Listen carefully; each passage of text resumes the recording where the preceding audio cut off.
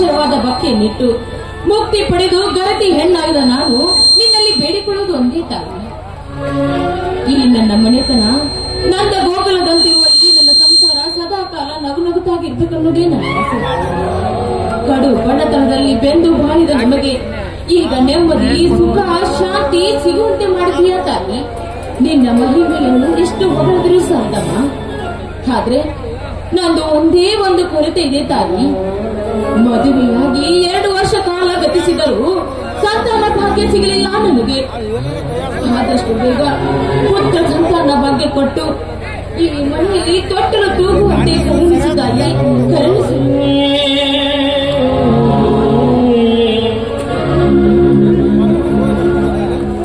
ಅಮ್ಮ ಯಾಕಮ್ಮ ಮಕ್ಕಳಿಲ್ಲ ಅಂತ ಕೊರಗುವೆ? ಮದುವೆಯಾಗಿ 2 ವರ್ಷ ಮುಗಿದಾಕ್ಷಣ ಮಕ್ಕಳೇ ಆಗುವುದಿಲ್ಲವೇನು? ಆ ದೇವರಲ್ಲಿ ನೀವು ಸೆರಗೊಡ್ಡಿ ಬೇಡುತ್ತಿರುವಾಗಲೇ ನಿಮಗೆ ವರ ನೀಡಿದ್ದಾನೆ ಆ ನನ್ನ ತಂದೆ ಅಣ್ಣ ದಾನೇಶ್ವರ. ಪರಶುರಾಮ, ಅಂದೇನಪ್ಪ ನಿನ್ನ ಮಾತಿನ ಅರ್ಥ? ಹೊತ್ತಿಗಮ್ಮ, ಮದುವೆಯಾಗಿ ಬಂದು 2 ವರ್ಷದಲ್ಲಿ ನಾನು ಎಂದಿಗೂ ನಿಮ್ಮನ್ನು ಅತ್ತಿಗೆಯ ಸ್ಥಾನದಲ್ಲಿ ನೋಡಿಲ್ಲ. ಅತ್ತಿಗೆ ಎಂದರೆ ಹೆತ್ತಮ್ಮ ಎನ್ನುವ ನಾಣ್ಣುಡಿಯಂತೆ ನಿಮ್ಮನ್ನು ನನ್ನ ಹೆತ್ತ ತಾಯಿ ಎಂದು ತಿಳಿದಿದ್ದೇನೆ. ಅಂದಾಗ ನಾನು ನಿಮಗೆ ಮಗನಲ್ಲವೇ? ನಿಮ್ಮ ತಲೆ ಎತ್ತರಕ್ಕೆ ಬೆಳೆದು ನಿಂತ ಮಗ ಪಕ್ಕದಲ್ಲಿರುವಾಗ ಮತ್ತಮ್ಮ ಮಕ್ಕಳಿಲ್ಲ ಅಂತ ಕೊರಗುವೆ. ಈ ಮನೆಯಲ್ಲಿ ನಮ್ಮ ತಾಯಿಯ ಸಂಬಂಧ ಯಾರಿಗೂ ಅರ್ಥವಾಗುವುದಿಲ್ಲ ಕಣಪ್ಪ. ಅದನ್ನು ಈ ಸಮಾಜ ಕೂಡ ಒಪ್ಪೋದಿಲ್ಲ. ನೋಡು, ನೀನು ನನ್ನ ಮಗನೇ ಹೌದು, ನಾನು ನಿನ್ನ ತಾಯಿನೂ ಹೌದು. ಆದ್ರೆ ಈ ಸಮಾಜ ಮಾತ್ರ ಕರೆಯುವುದು ನನ್ನನ್ನು ಅತ್ತಿಗೆ, ನಿನ್ನನ್ನು ಮೈದುನ ಅಂತ. ಈ ಸಮಾಜ ನನಗೆ ಮಕ್ಕಳು ಇಲ್ಲ ಅಂದ್ರೆ ಏನಂತ ಕರೆಯುತ್ತಿದ್ದ ಗೊತ್ತೇನಪ್ಪ ನಿನಗೆ? ಏನೆಂದು ಕರೆಯುತ್ತಾರಮ್ಮ?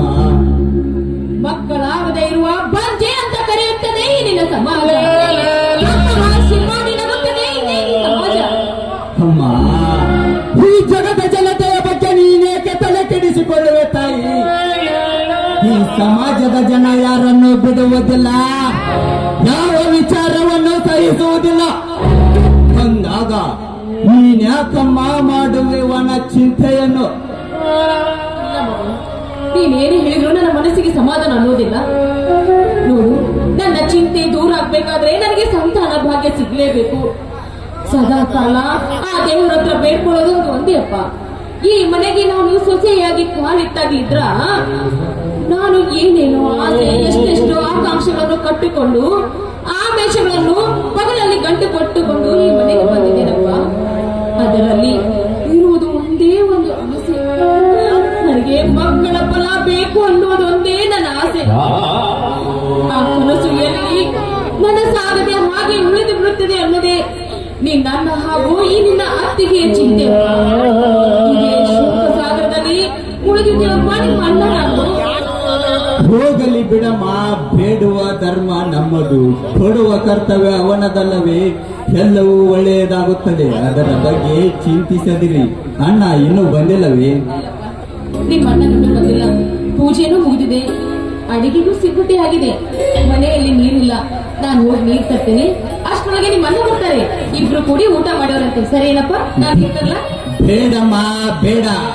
ಹಿಂಡು ಹುಲಿಗಳಿಗೆ ಸರದಾರ ನೆನೆಸಿಕೊಂಡಿರುವ ಪರಶುರಾಮ ಇರುವಾಗ ನೀನ್ಯಾಕಮ್ಮ ನೀರು ತರುವೆ? ನಾನೇ ನೀರು ತೆಗೆದುಕೊಂಡು ಬರುತ್ತೇನೆ, ನೀವು ಅಣ್ಣ ಬರಬಹುದೇನೋ ನೋಡಿಕೊಳ್ಳಿ.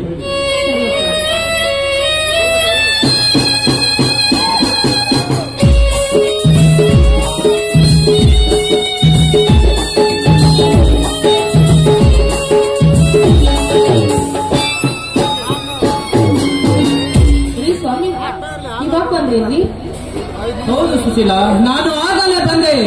ತಾಯಿ ಮಕ್ಕಳ ಮಮಕಾರ ನುಡಿಗಳನ್ನು ಕೇಳಿ ನಾನು ಅಲ್ಲೇ ಬಾಗಿಲಲ್ಲಿ ನಿಂತು ಬಿಟ್ಟೆ ಸುಶೀಲ. ಹೌದು ರೀ, ನನ್ನ ಪರಶುರಾಮ ನನ್ನ ಒಳಗ ಗರ್ಭದಲ್ಲಿ ಜನಿಸಿದ ಮಗನಿಗಿಂತ ಹೆಚ್ಚಾಗಿ ಪ್ರೀತಿ ತೋರಿಸ್ತಾನ್ರಿ. ಅವನು ನಿಜವಾಗ್ಲೂ ನನ್ನ ಹೊಟ್ಟೆಯಲ್ಲಿ ಹುಟ್ಟಬಾರ್ದಿತ್ತ ಅಂತ ನನಗೆ ಹೊಟ್ಟೆ ಕಿಚ್ಚು ಆಗುತ್ತೆ ರೀ, ಹೊಟ್ಟೆ ಕಿಚ್ಚು ಆಗುತ್ತೆ. ಆ ದೇವ ಅನ್ನದಾನೇಶ್ವರ ವಿನಯವಂತ ಸುತ್ತುಗುಣವಂತ ಪುತ್ರನನ್ನು ದಯಪಾಲಿಸುತ್ತಾನೆ. ಬೆಳೆಸುತ್ತಿಲ್ಲ, ನೀನೇಕೆ ಚಿಂತಿಸುತ್ತಿರುವೆ? ನಡೆಯಿರಿ, ಅಡುಗೆ ಸಿದ್ಧತೆ ಆಗಿದೆ. ಕೈಕಾಲು ಮುಖ ತೊಳೆದುಕೊಂಡು ಬನ್ನಿ, ಊಟಕ್ಕೆ ರೆಡಿ ಮಾಡುತ್ತೇನೆ. ನಿಲ್ಲೇ ನನ್ನ ಚಿನ್ನ, ಈ ನಿನ್ನ ಗಂಡ ನಮ್ಮನ್ನ ಕೊಡುವಂತ ಒಂದು ಇಂಪಾದ ಗೀತನ್ನು ಹಾಡದೆ ಹಾಗೆ ಒಳಗೆ ಹೋದರೆ ಹೇಗೆ ಚಿನ್ನ? ನೀವು ಯಾವಾಗ ನೋಡಿದ್ರು ನಿಮ್ಮ ತುಂಟಾಟ ಬಿಡೋದಿಲ್ಲ ಅಲ್ಲ ನಿಮಗೆ? ತುಂಟಾಟ ಅಲ್ಲ ನನ್ನ ಅರಗಿನಿ, ಈ ನನ್ನ ತೋಟದ ಅರಗೆ ಇಲ್ಲ. ಇಂಪಾದ ಗೀತೆಯನ್ನು ಹಾಡಬಾರೆ ನನ್ನ ಗಿರಿ.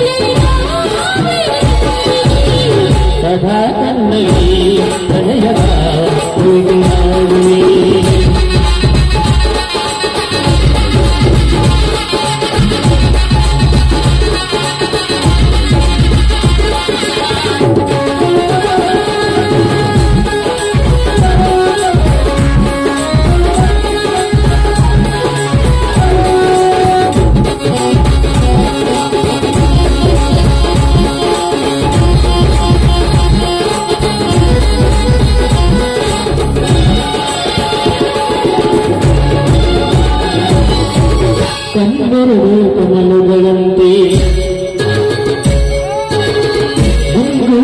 ಗುಂಡಿಗಳಂತೆ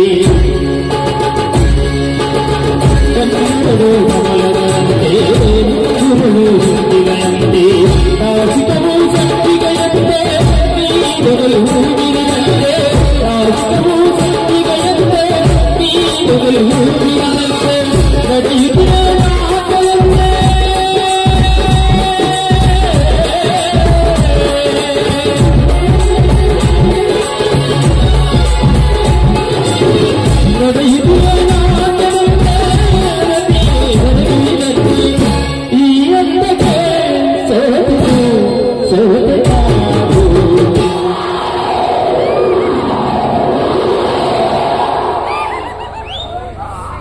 ಸದಾ ಕಣ್ಣಲ್ಲಿ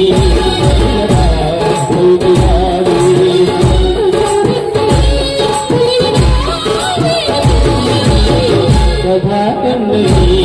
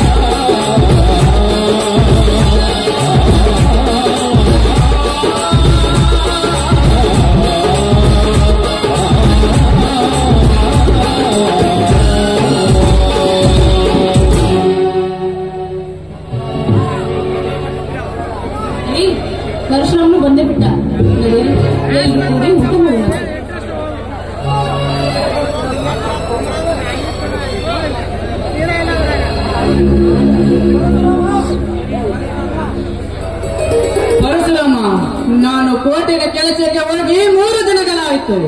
ಹೊಲದ ಕಡೆ ಏನು ತೊಂದರೆ ಆಗಿಲ್ಲ ತಾನೆ? ಇಲ್ಲಣ್ಣ, ಏನು ತೊಂದರೆ ಇಲ್ಲ. ತೋಟದ ಕೆಲಸವೆಲ್ಲ ಸುಸೂತ್ರವಾಗಿಯೇ ನಡೆಯುತ್ತಿದೆ. ಇನ್ನೇನು ಮುಂದಿನ ವಾರದಲ್ಲಿ ಕಬ್ಬು ಕಟಾವು ಮಾಡಿಸಬೇಕು, ಶೇಂಗಾ ಸಹ ಕೀಳಿಸಬೇಕಿದೆ. ಎಲ್ಲ ಕೆಲಸವು ಒಟ್ಟೊಟ್ಟಿಗೆ ಬಂದಿದೆ. ಅಂದ ಹಾಗೆ ನೀನು ಹೋದ ಕೆಲಸ ಏನಾಯ್ತು? ನಿನಗೆ ಪರಶುರಾಮ, ನಿನಗೆ ಗೊತ್ತಿಲ್ಲದಾದರೂ ಏನಿದೆಪ್ಪ, ಕೋರ್ಟು ಕಚೇರಿ ಕೆಲಸ ನಾವು ಅಂದುಕೊಂಡಷ್ಟು ಸರಳಲ್ಲ. ಆದರೆ ಇನ್ನೆಲ್ಲ ನಾಳೆ ಸತ್ಯಕ್ಕೆ ಜಯ ಸಿಗುತ್ತದೆ, ಆ ನಂಬಿಕೆ ನನಗಿದೆ ಪರಶುರಾಮ. ಅಲ್ಲಣ್ಣ, ತಾತ ಮುತ್ತಾತನ ಕಾಲದಿಂದಲೂ ಸಾಗುವಳಿ ಮಾಡಿಕೊಂಡು ಬಂದಿರುವ ಜಮೀನಿನ ಮೇಲೆ ಹೀಗೆ ರಾಜವರ್ತನಿಗೆ ಹೊಟ್ಟೆ ಇರುತ್ತಿದೆ. ಇಲ್ಲಿಯವರೆಗೂ ಎಷ್ಟೋ ಸರ್ಕಾರಗಳು ಬಂದು ಹೋಗಿವೆ, ನೂರಾರು ಅಧಿಕಾರಿಗಳು ಬದಲಾಗಿದ್ದಾರೆ. ಅವರೆಲ್ಲರಿಗೂ ಬರದೇ ಇರುವ ಅನುಮಾನ ಈಗಿನ ಜಿಲ್ಲಾಧಿಕಾರಿಗಳಿಗೆ ಎಷ್ಟೇ ಏಕೆ ಬಂತನ? ಪರಶುರಾಮ, ಸರ್ಕಾರಕ್ಕೆ ನಮಗೆ ನಡೆದಿರುವ ಯುದ್ಧವಾದರೂ ಇದರ ಸೂತ್ರಧಾರಿ ಆ ರಾಜವರ್ಧನ ಈ ತರ ನಾಟಕ ಸುರಿ ಹಚ್ಚಿಕೊಂಡಿದ್ದಾನೆಂದರೆ ಏನು ಮಸಲತ್ತು ನಡೆಸಿದ್ದಾನೆ. ಅದಕ್ಕೊಂದು ನಾವು ಪರಿಹಾರ ಹುಡುಕಲೇಬೇಕು. ಇದರಲ್ಲಿ ಯಾವ ಮಸಲತ್ತು ಇಲ್ಲ. ಹೇಗೂ ನಮ್ಮ ತೋಟದ ಪಕ್ಕದಲ್ಲಿ ಸಾವಿರಾರು ಎಕರೆ ಸರ್ಕಾರದಾಗಿದೆ. ಸರ್ಕಾರದ ಜಮೀನಿಗೂ ಹೊಕ್ಕು ರಾಜವರ್ಧನನ ಜಮೀನಿನ ಮಧ್ಯೆ ನಮ್ಮ 10 ಎಕರೆ ಹೊಲವಿದೆ. ನಮ್ಮನ್ನು ಅಲ್ಲಿಂದ ಎತ್ತಂಗಡಿ ಮಾಡಿಸಿ ಬಿಟ್ಟರೆ ದಿನಗಳು ಉಳಿದಂತೆ ಸರ್ಕಾರದ ಜಮೀನಿಗೆ ಬೇಲಿ ಸೊತ್ತೆ 100 ಎಕರೆಗೆ ವಾರಸ್ತಾರನಾಗುವೆನೆಂಬ ಮುಂದಾಲೋಚನೆಯಿಂದ ಇದೆಲ್ಲ ನಡೆಸುತ್ತಿದ್ದಾನೆ ಕದಿಮ ರಾಜವರ್ಧನ. ಪರಶುರಾಮ, ಅರ್ಜುನನ ಇಂಟರ್ವ್ಯೂ ಸಮಯದಲ್ಲಿ ನಾನು 2 ಲಕ್ಷ ರೂಪಾಯಿ ಸಾಲ ಕೇಳಲು ಹೋದಾಗ ಜಮೀನಿನ ಉದ್ದೇಶಿಸಿ ಕೊಡುವ ಮಾತನಾಡಿದ. ಆ ಜಮೀನು ನಾನು ಕೊಡಲಿಲ್ಲ ಅಂತ ಹೇಳಿದರೆ ಅಲ್ಲಿನ ಒಕ್ಕಲು ಎಬ್ಬಿಸಿದನಪ್ಪ ಅರ್ಜುನ. ಅಲ್ಲ ರೀ, ಇದೇನೋ ವಿಷಯವನ್ನು ಅರ್ಜುನನಿಗೆ ಹೇಳಿದ್ರೆ ಎಲ್ಲ ಸರಿ ಹೋಗುತ್ತೆ ಕಣ್ರಿ. ಬೇಡ ಸುಶೀಲ, ಅರ್ಜುನ ನನ್ನ ಅಕ್ಕನ ಮಗನಾದರೂ ಕೂಡ ನಾನು ಬೆಳೆಸಿದ ಹುಡುಗ. ಈ ವಿಷಯದಲ್ಲಿ ಅವನು ಮಧ್ಯಕ್ಕೆ ತಂದೆ ಸಿಗಿಸಿದರೆ ಅವನ ಕರ್ತವ್ಯವನ್ನು ನಾವು ದೃಢಪಡಿಸಿಕೊಂಡಂತಾಗುತ್ತದೆ. ನ್ಯಾಯ ನಮ್ಮದೇ ಆಗಿರುವಾಗ ಗೆಲುವು ನಮ್ಮದೇ ಆಗುತ್ತದೆ. ಆದರೆ ಸ್ವಲ್ಪ ಕಾಲಾವಕಾಶ ಕಳೆಯಬೇಕು.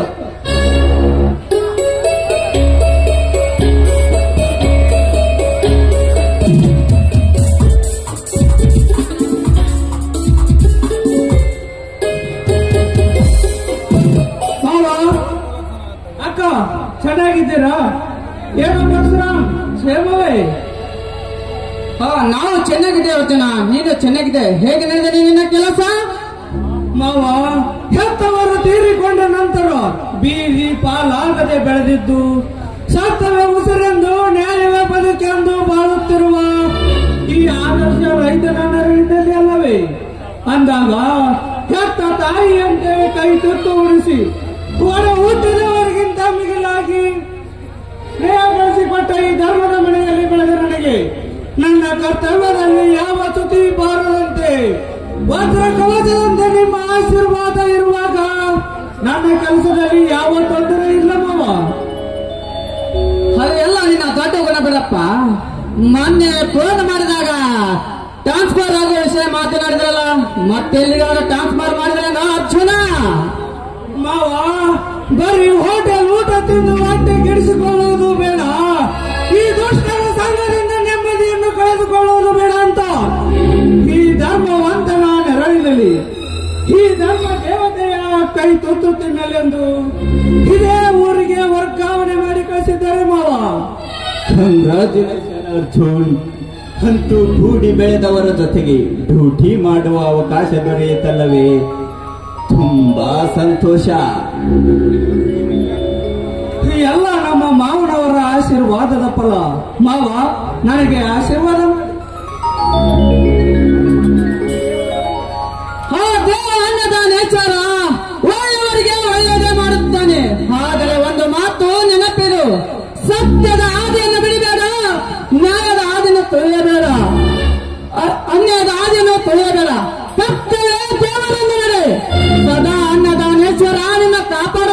ಅರ್ಜುನ. ಆಯ್ತು ಮಾವ, ನಿಮ್ಮ ಹೇಳಿಕೆಯಂತೆ ಕರ್ತವ್ಯ ಕಾರ್ಯನಿಷ್ಠೆಯನ್ನು ನಿರ್ವಹಿಸುತ್ತೇನೆ. ಮಾವ, ನಮ್ಮ ಆಸ್ತಿಯ ವಿಚಾರ ಕೋರ್ಟ್ ಮೆಟ್ಟಿಲೇರಿದೆ ಅಂತ ತಿಳಿಯಿತು. ಇದರ ಬಗ್ಗೆ ನನಗೆ ಏನು ಹೇಳಲೇ ಇಲ್ಲ. ಹೌದು ಅರ್ಜುನ, ಹೌದು ಅರ್ಜುನ. ಇಲ್ಲಿಯವರೆಗೆ ತಾತ ಮುತ್ತಾತರಿಂದ ಗಳಿಸಿ ಬಂದ ನಮ್ಮ ಆಸ್ತಿ ಸಾರ್ವಜನಿಕ ಇತ್ಯಾದಿ ಮೇಲೆ ಆಸ್ತಿ ಸಲ್ಲಿಸಿದರ ಅರ್ಜುನ. ಮಾವ, ಸತ್ಯಕ್ಕೆಂದು ಸಾವಿಲ್ಲ. ಆದರೂ ತಲಾಂತರಗಳಿಂದೆಲ್ಲದ ಕಾದಾಟ ಈಗೇಕೆ ಹುಟ್ಟಿಕೊಂಡಿತೋ ನನಗೆ ಗೊತ್ತಾಗುತ್ತಿಲ್ಲ. ಇದೆಲ್ಲದರ ಹಿಂದೆ ತುತ್ತು ಕೂಲಿಗೂ ಗತಿ ಇಲ್ಲದ ಬಡ ಬಿಕಾರಿ ನನ್ನ ಮಗ ನಾನೇ ಊರಿನ ಗರ್ಭ ಶ್ರೀಮಂತನೆಂದು ಬೆರೆಯುತ್ತಿರುವ ಆ ದುಷ್ಟ ರಾಜವರ್ಧನನ ಕೈವಾಡವಿದೆ ಅರ್ಜುನ. ಅದು ಯಾರ ಕೈವಾಡವಿದ್ದರು? ನಮ್ಮ ಧರ್ಮವಂತನಿಗೆ ಜಯ ಬಿಡು ಪರಶುರಾಮ. ಬಿಡಪ್ಪ, ಅದೆಲ್ಲ ದೇವರ ದಯ. ನೋಡಿ, ನಾವೆಲ್ಲರೂ ಕೂಡಿ ಊಟ ಮಾಡಿ ತಿಂಗಳೇ ಕಳೆದು ನಡೀರಪ್ಪ. ಎಲ್ಲರಿಗೂ ಊಟ ಮಾಡ್ತೀನಿ, ಊಟ ಮಾಡಿದ್ರಂತೆ. ಊಟ ಮಾಡೋಕ್ಕಿಂತ ಒಂದು ಇಂಪಾದ ಗೀತೆ ಆಡಬಾರ್ದೇ ಚಿನ್ನ. ಬಂದಿದ್ರಿ, ನೀವು ಇದೇ ರೀತಿ ಕೇಳ್ತೀರಂತ ನಿಮ್ಮ ನನ್ನ ಮೈದೂರು ಹೆಸರನ್ನಾದ್ರೂ ಮಾಡ್ತೀನಿ. ಚಿಕ್ಕಿ ಚಿಕ್ಕಿ ಚಿಕ್ಕಿ ಚಿಕ್ಕಿ ತಾಯಿಗಳ ತೂತವೇ ಪ್ರೀತಿ ಹೊತ್ತಿ ಗುಂಡಿನಲ್ಲಿ ಗುತ್ತಿನ ಉಣವೇ ಚಿಕ್ಕಿ ಚಿಕ್ಕಿ ಚಿಕ್ಕಿ ಚಿಕ್ಕಿ ತಾಯಿಗಳ ತೂತವೇ ಪ್ರೀತಿ ಗುಂಡಿನಲ್ಲಿ ಗುತ್ತಿನ ಉಣವೇ ಸಾಗರ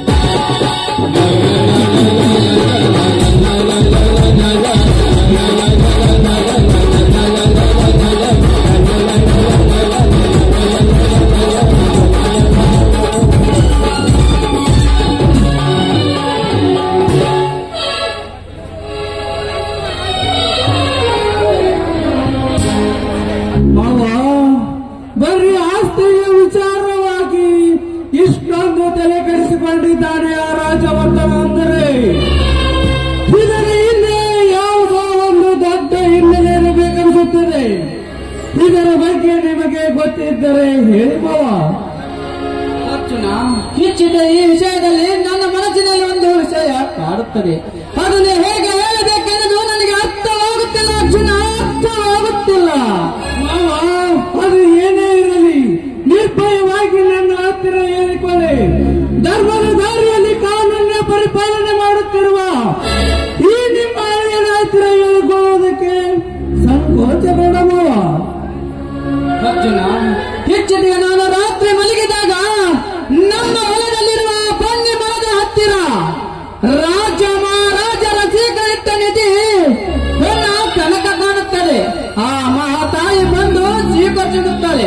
ಸತ್ಯ, ಧರ್ಮ, ನ್ಯಾಯ, ನೀತಿ ಸತತವಾಗಿ ನನ್ನ ಸೇವೆ ಮಾಡು. ಮಹಾರಾಜರ ಸ್ವೀಕರಿಸಿದ ನಿಧಿ ನಿನ್ನ ಕೈಯವಾಸವಾಗುತ್ತದೆ ಎಂದು ನುಡಿದಂತೆ ಆಗುತ್ತದೆ ಅರ್ಜುನ. ಇದು ವಿಷಯ ಆ ರಾಜವರ್ಧನಿಗೆ ತಿಳಿದಂತೆ ಕಾಣುತ್ತದೆ. ಅದಕ್ಕೆ ಇಷ್ಟೆಲ್ಲ ಸೃಷ್ಟಿಸಿದಂತೆ ಕಾಣುತ್ತದೆ ಅರ್ಜುನ. ಅರ್ಥವಾಯಿತು ಮಾವ, ಅರ್ಥವಾಯಿತು. ಆ ದುರುಳರ ದುಷ್ಕೃತ್ಯದ ಸಂಚು ನಿನ್ನ ಆಸ್ತಿಯನ್ನು ಲಪ್ಟಾಯಿಸಿ ಈ ಭೂತಾಯಿಯನ್ನು ಬಗೆದು ನಿಧಿಯನ್ನು ಪಡೆಯುವ ಸಲುವಾಗಿ ಸಾಗಿದೆ ಅವರ ತಪ್ಪ ಅಂದಾಗ ತೋರಿಸಿಕೊಡಬೇಕು ನನ್ನ ತಾಕತ್ತಿನ ದಪ್ಪವನ್ನು. ಮಾವ, ನೀನು ಧೈರ್ಯವಾಗಿರು ಮಾವ. ಇದಕ್ಕೆಲ್ಲ ಪರಿಹಾರ ನಾನು ಹುಡುಕುತ್ತೇನೆ. ಮೈನಿ ಆ ದುಷ್ಟ ರಾಜವರ್ಧನ ಮೈನಿಂಗ್ ವಿಚಾರದಲ್ಲಿ ಸರ್ಕಾರಕ್ಕೆ ವಂಚಿಸಿ ಈ ಪವಿತ್ರ ಮಣ್ಣನ್ನು ಅನ್ಯ ರಾಷ್ಟ್ರಗಳಿಗೆ ಲೂಟಿ ಹೊಡೆದದ್ದು ಸಾಕಾಗಿಲ್ಲವೆಂದು ನಿಧಿ ಆಸೆಗಾಗಿ ನಮ್ಮ ಆಸ್ತಿಯ ಮೇಲೆ ಕಣ್ಣು ಹಾಕಿರುವನೆಂದರೆ ಅವನನ್ನು ಸುಮ್ಮನೆ ಬಿಡುವ ಮಾತೇ ಇಲ್ಲ. ದುಷ್ಟ ರಾಜವರ್ಧನ ಬನ್ನಿ ಮಹಾಂಕಾಳಿ ವಶದಲ್ಲಿರುವ ನಿಧಿಗೇನಾದರೂ ಕೈ ಹಾಕಿದ್ದಾದರೆ ಒಂದೇ ಅವನ ಮರಣದ ಮಹಾನವಮಿ ನಡೆದು ಹೋಗುತ್ತದೆ. ಅಣ್ಣ, ಮರಣದ ಮಹಾನವಮಿ ನಡೆದು ಹೋಗುತ್ತದೆ. ನೀವಿಬ್ಬರು ಮಾತುಗಳು ಕೇಳಿದರೆ ನನ್ನ ಹೃದಯದಲ್ಲಿ ರೋಮಾಂಚನಗೊಳ್ಳುತ್ತದೆ. ಕೋರ್ಟಿನಲ್ಲಿ ಕೇಸಿಗೆ ತಟ್ಟು ಸಂತೋಷವಾಗುತ್ತದೆ ಪರಶುರಾಮ. ಸತ್ಯ, ನ್ಯಾಯ, ಧರ್ಮ ಉಸಿರಂದವರ ನಮ್ಮ ಮನೆತನ. ಧರ್ಮಕ್ಕಾಗಿ ಪ್ರಾಣವಾಗಲಿ, ಸೃಷ್ಟಿಯ ರಕ್ಷಕ್ಕಾಗಿ ದೇಹ ಮಣ್ಣಾಗಲಿ. ಆ ದುಷ್ಟನ ಕೈ, ಆ ನಿಧಿ ದುಷ್ಟನ ಕೈವಶವಾಗದಿದೆ. ಅಷ್ಟೇ ಸಾಕು ಅರ್ಜುನ. ಮಾವ, ಸುಟ್ಟು ಹೊತ್ತು ಹಳ್ಳಿಗೂ ಮಾದರಿಯಾದ ಈ ಮಾನವಂತವರ ಮನೆತನದಲ್ಲಿ ಮನೆತನದ ಮರ್ಯಾದೆಗಾಗಿ ಬಾಳಿದ್ದರ ಹಿಂದೆ ಅದಷ್ಟೇ ತಲೆಮಾರುಗಳು ಉರುಳಿವಾಗಿವೆ. ಇಲ್ಲಿಯವರೆಗೂ ಸಂತೋಷವಾಗಿದ್ದ ಈ ಮನೆಯಲ್ಲಿ ಇನ್ನು ಮುಂದೆ ಸಂತೋಷವೇ ನೆಲೆಯಾಗಬೇಕು. ಈ ಮನೆಯಲ್ಲಿ ಕಪ್ಪಿರುವಂತ ಮಾಂಸ ಗಂಡುಗಳು, ವಜ್ರದಂತ ನಲುಗಳು 100 ಮಂದಿ ಬಂದರು ಸದೆ ಬೆಳೆಯುವಂತ ವೀರ ಶೂರ ಪರಾಕ್ರಮಶಾಲಿ ಅರ್ಜುನ ಇರುವವರೆಗೂ ಈ ಮನೆಗೆ ಯಾವುದೇ ಧಕ್ಕೆ ಆಗಲಾರದು ಮಾವ. ನೀನು ಭಯಪಡದಿರು. ಅಲ್ಲ, ನಿಧಿ ಆಸೆಯಿಂದ ನಮ್ಮ ಆಸ್ತಿಯ ಮೇಲೆ ಕಣ್ಣು ಹಾಕಿರುವ ಪಾಪಿಗಳನ್ನು ನಟ್ಟಿಸಿರುತ್ತದೆ. ನಮ್ಮೂರಿನಿಂದ ಆಚೆಗೆ ಹುಚ್ಚು ನಾಯಿ ತರ ಒತ್ತು ಓಡಿಸುತ್ತೇವೆ.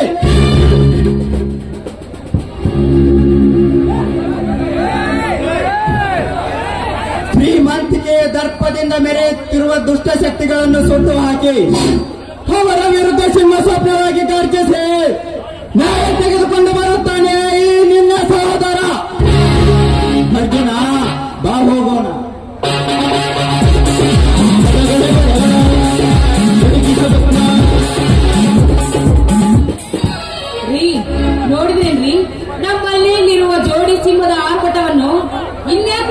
ಚಿಂತೆ ಮಾಡ್ತೀರಾ? ಚಿಂತೆ ಹಿಂಗಾಗಿ ಸರಿ ನಡೀರಿ. ಗೊತ್ತಾಯ್ತು, ಹೊಲಕ್ ಹೋಗ್ತೀರ, ನಾವು ನಿಮ್ ಜೊತೆ ಹೊಲಕ್ ಬರ್ತೀವಿ. ನಡ್ರಿ ಹೋಗೋಣ. ನಿನ್ನ ಗಂಡ ಮನತನ ಇಪ್ಪಾದಕ್ಕೆ ಆಡಬಾರದೆ. ನಿನ್ನ ಗಂಡ ಸ್ವಲ್ಪ ಅಷ್ಟೊಂದು ಇಂಪಾಗಿದೆ. ಸೂರ್ಯರಾಜನ ಮಾತು ಕೇಳಿ ದೊರೆಗಳ ಮಾತು ನೀಡುವುದೇನ್ರಿ? ನಿಮ್ಮಿಷ್ಟ ರಾಜ.